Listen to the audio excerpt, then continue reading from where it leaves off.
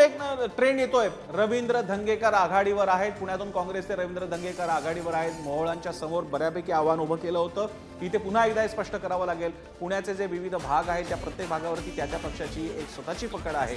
त्यानुसार आता हा बहुधा सगळा पर्वती पायथ्याचा सगळा भाग आहे, आंबिलोड्याचा भाग आहे आणि जो काँग्रेसचा कसब्याचा काही भाग आहे, पुणे पूर्वचा भाग आहे, तिथला बहुधा आता सुरू झालेलं दिसतंय.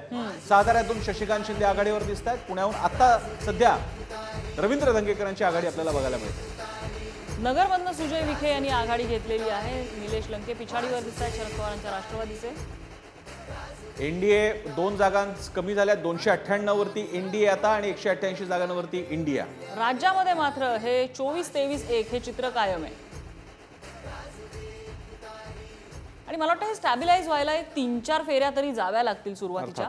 त्यानंतर